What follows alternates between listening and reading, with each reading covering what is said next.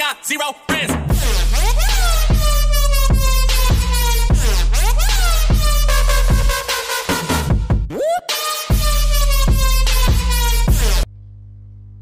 Assalamualaikum warahmatullahi wabarakatuh.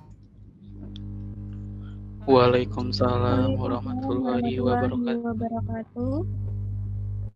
Alhamdulillah, para pemuda hadir di dalam acara yang sudah saya kabarkan kemarin ya, kepada pemuda khususnya Desa Durian Runtuh, Kampung Durian Runtuh, sesuai dengan undangan yang kemarin, guna menghadiri sebuah undangan. Nah, ini tadi kemarin sudah saya undang.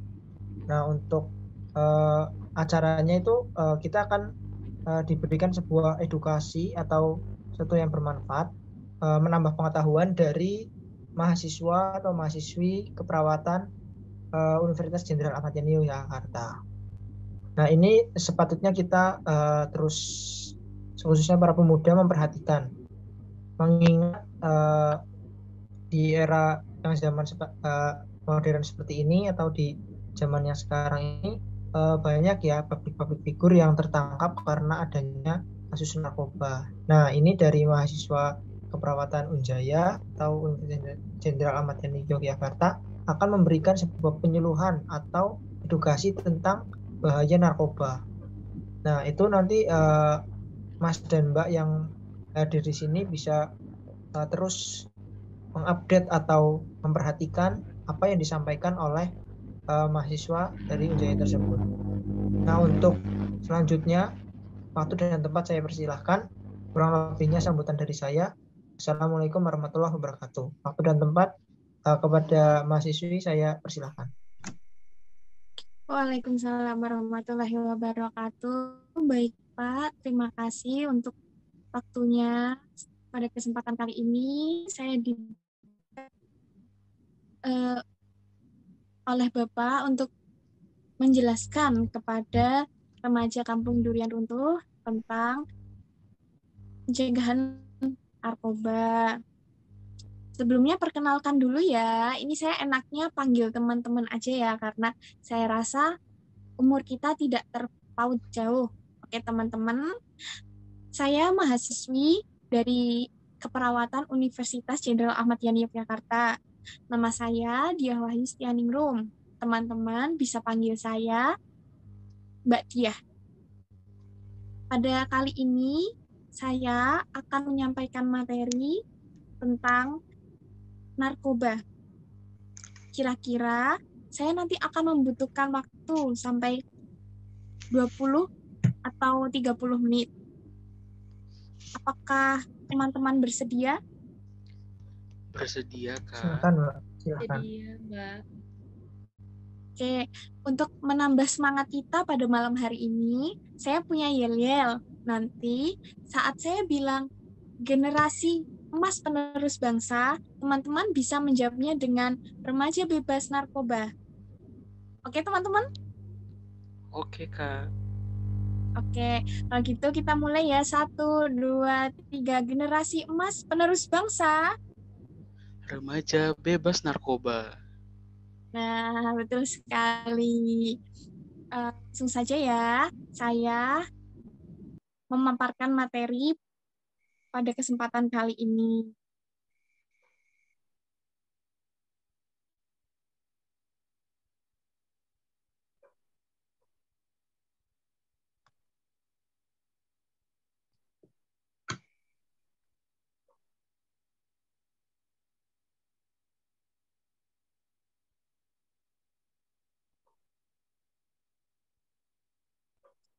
Apakah sudah terlihat teman-teman materi saya? Sudah, Kak. Sudah. Nah, ini judulnya Pendidikan Kesehatan pada Remaja Pecandu Narkoba. Yang disampaikan oleh saya sendiri, Diah Wahyu Setianingrum, dari S1 Keperawatan Universitas Jenderal Ahmad Yani Yogyakarta, dari kelas alih jenjang 4.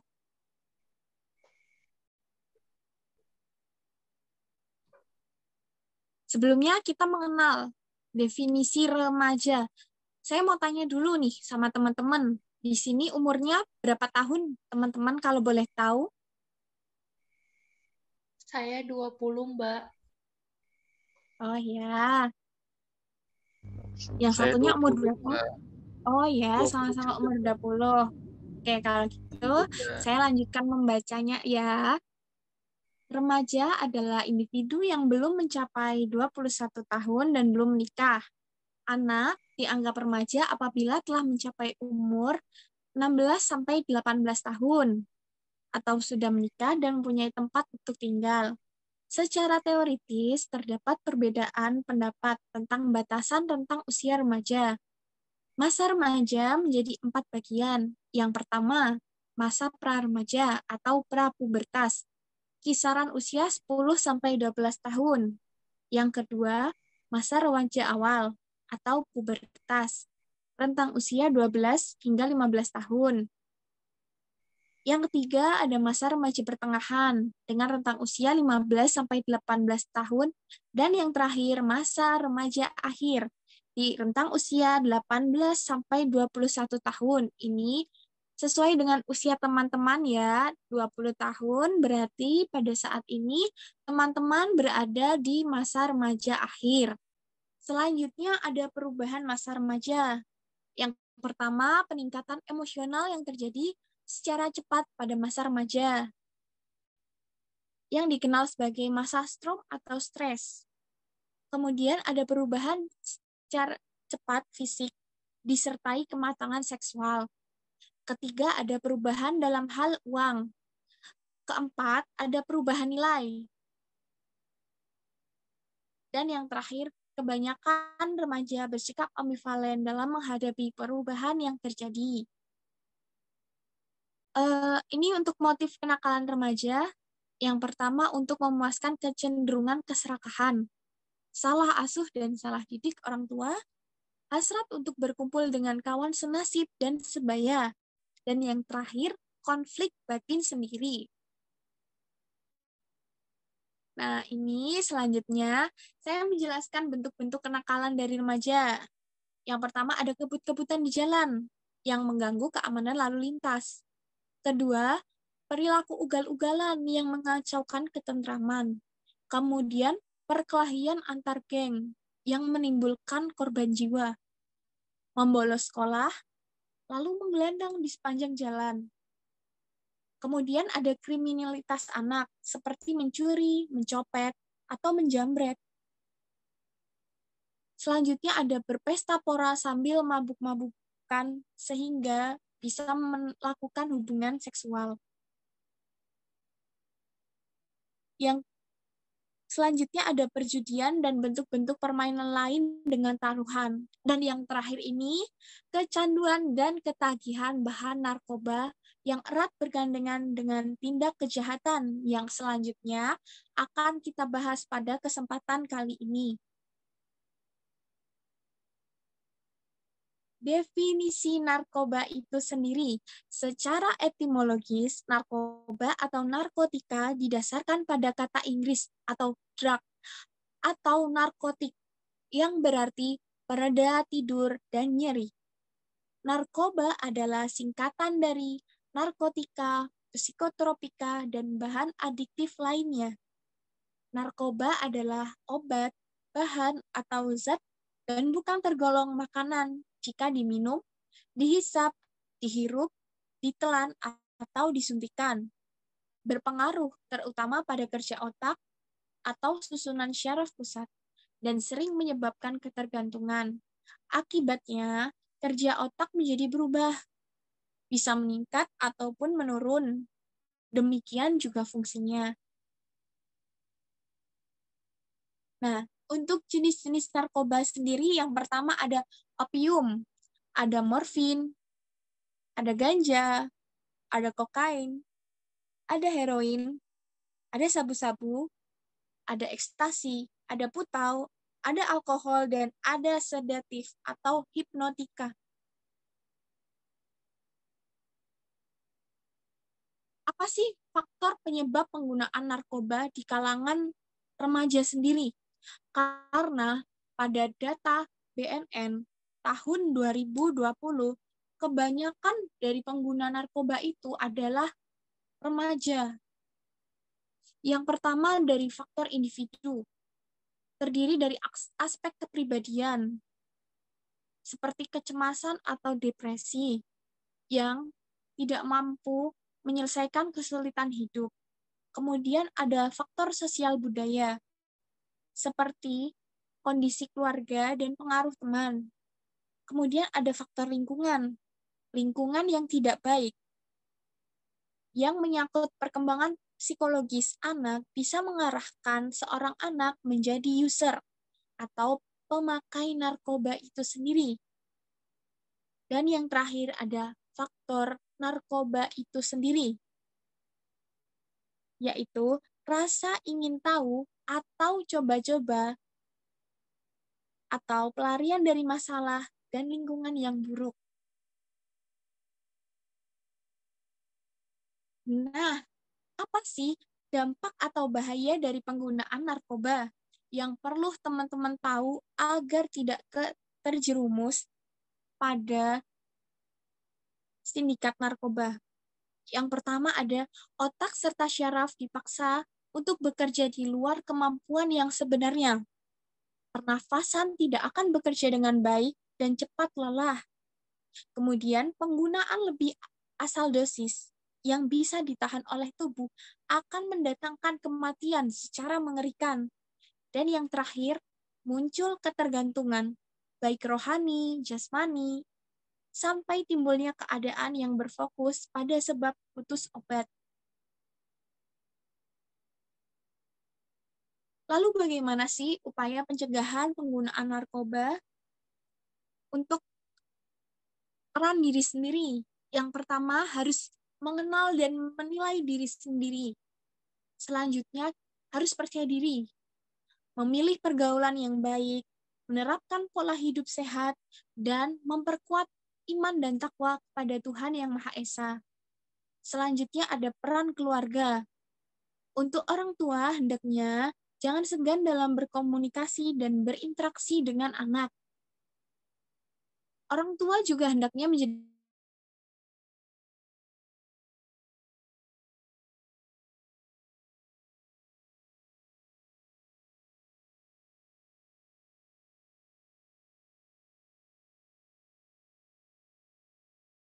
kepada masyarakat yang belum memakai dan mengenal narkoba sama sekali. Dan yang ketiga, mengawasi serta mengendalikan produksi ataupun distribusi narkoba. Selanjutnya, peran dari masyarakat. Meninggalkan lingkungan yang membawa dampak negatif untuk diri sendiri. Melakukan pengawasan secara berkala oleh tokoh keamanan lingkungan. Membatasi aktivitas jam malam di lingkungan untuk mencegah terjadinya peredaran narkoba. Dan yang terakhir, peran sekolah atau kampus. Adanya komitmen pihak sekolah atau kampus dalam usaha mencegah penyalahgunaan narkoba yang dituangkan melalui peraturan sekolah. Kedua, adanya kegiatan pemeriksaan narkoba terhadap siswa yang dilakukan pihak sekolah atau kampus secara rutin atau berkelanjutan. Ketiga, terbentuknya satuan tugas anti narkoba di sekolah. Yang keempat, tersedianya bimbingan konseling di sekolah mengenai penyalahgunaan narkoba. Dan yang terakhir, terdapat himbauan anti narkoba di lingkungan sekolah agar mahasiswa mengerti bahwa narkoba sangat merugikan diri sendiri. Nah, itu tadi sedikit pemaparan dari saya. Sampai di sini, teman-teman bisa mengetahui ya, bisa berpikir bahwa sebenarnya narkoba sendiri itu efeknya sangat buruk bagi diri kita sendiri, bagi keluarga, maupun bagi lingkungan. Oleh sebab itu, saya menyarankan kepada teman-teman untuk sekali-kali atau ingin mencoba, jangan pernah ya teman-teman. Jangan pernah mencoba narkoba, karena efeknya sangat berkelanjutan. Jika teman-teman mungkin ingin mencoba sekali, teman-teman merasa enak pertama menggunakan narkoba, teman-teman akan ingin terus. Nah, sehingga membuat efek ketagihan yang mungkin terkadang sulit dihentikan.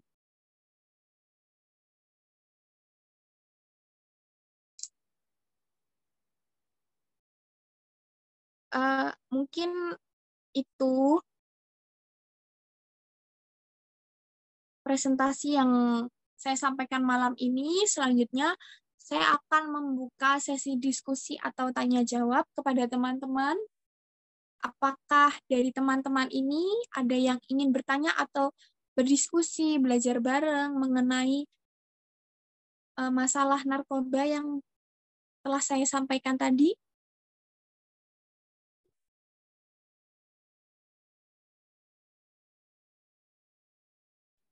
Izin bertanya. Ya, silakan. Boleh sekali. Sini saya mau nanya tentang bahaya narkoba dengan resiko HIV. Nah, itu hubungannya gimana ya? Kok bisa HIV? Nah, ini oh ya, oke. Saya tampung ini pertanyaannya bagus sekali ya. Ini kalau boleh tahu dari Mbak siapa? Mbak Dian. Oh iya, Mbak Dian. Saya akan menjawab pertanyaan dari Mbak Dian.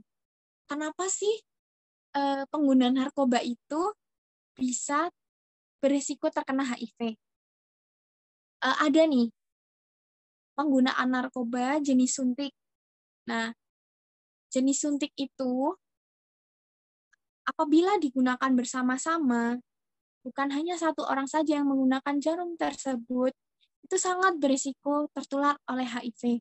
Karena penularan HIV itu melalui 4 jalur. Yang pertama itu bisa melalui jarum suntik. Kedua, melalui hubungan seksual. Ketiga, melalui air susu ibu. Dan yang keempat, melalui transfusi darah. Nah, kenapa pengguna narkoba itu rentan terkena virus HIV? Ya, karena itu, Mbak. Apalagi misalnya pengguna narkoba itu melakukan hubungan seksual. Mungkin seperti itu, Mbak, jawaban dari saya. Apakah masih ada yang ingin diklarifikasi lagi? Oh, seperti itu ya. Terima kasih, Mbak. Ya, sama-sama, Mbak. Apakah ada dari teman-teman sekalian yang ingin bertanya lagi? Sepertinya cukup, Kak. Oh, baik. Kalau begitu, sebelum saya akhiri materi pada kali ini, saya akan sedikit mengevaluasi tentang materi yang telah saya sampaikan tadi kepada teman-teman. Apakah teman-teman masih bisa mengingat materi yang telah saya sampaikan atau tadi hanya berlalu lalang saja? Baik, kalau begitu saya akan bertanya, apa peran diri kita untuk mencegah penggunaan narkoba? Ada yang bisa menjawab?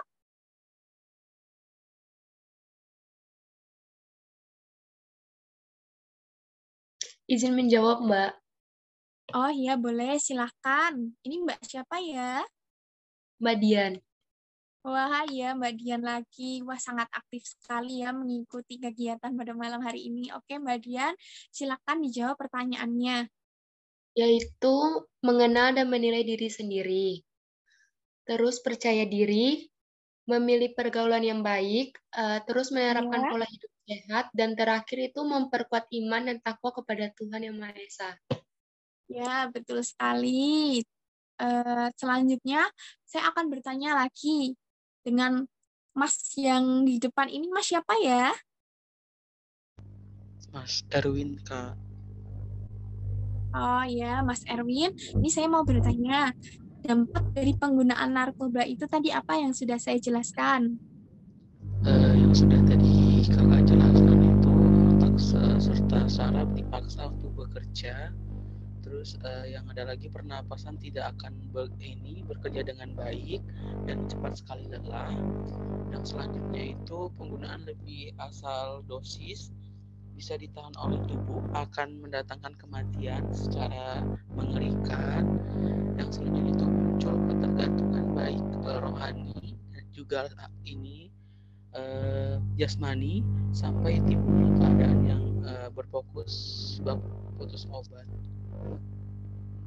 Nah, betul sekali. Wah, hebat-hebat sekali ya teman-teman saya pada malam hari ini. Teman-teman sangat kooperatif sekali dalam mengikuti belajar bersama pada malam hari ini. Ini saya mau menyampaikan sedikit nanti di akhir mengenai poster dan leaflet untuk teman-teman. Tapi sebelumnya saya ingin yel-yel dulu. Apakah teman-teman masih mengingat yel-yel yang saya sampaikan tadi?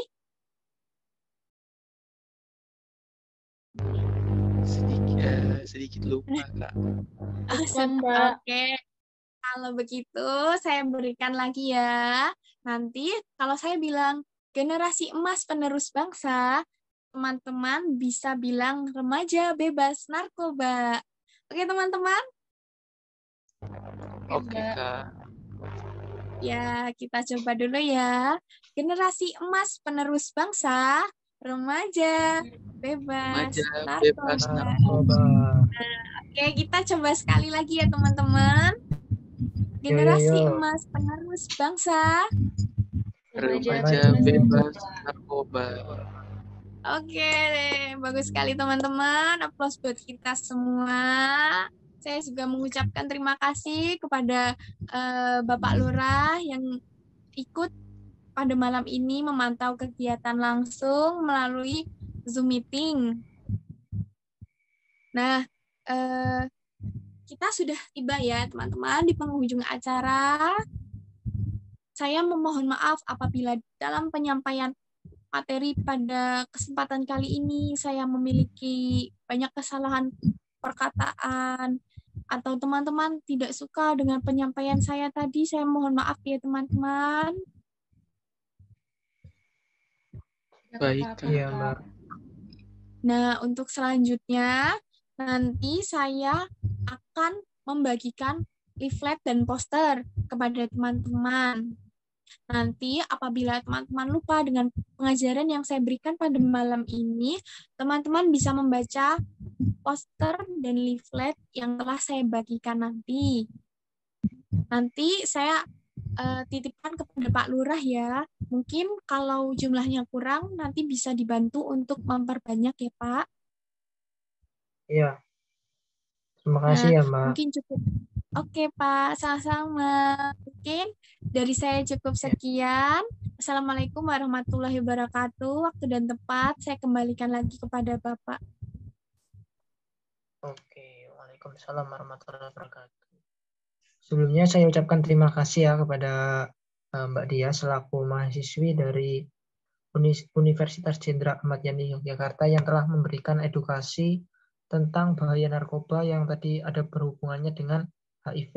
Nah, ini tadi kan banyak ya dari teman-teman, maksudnya dari pemuda di kampung saya ini juga banyak dan juga tergolong, kalau pemuda itu kan resiko ya Mbak, resiko ke penggunaan narkoba, dan nanti juga ada HIV juga. Dan adanya edukasi ini berharap adik-adik dari pemuda bisa mengetahui dan bisa sebagai bentuk pencegahan. Mungkin sekiranya sambutan dari saya yang sebagian akhir ini, nanti Mbak Mas dan lain sebagainya bisa ambil poster di saya dan juga snacknya di luar ya nanti. Kurang lebihnya mohon maaf. Wassalamualaikum warahmatullahi wabarakatuh. Waalaikumsalam warahmatullahi wabarakatuh. Waalaikumsalam warahmatullahi wabarakatuh. Terima kasih Pak. Yes. Ya.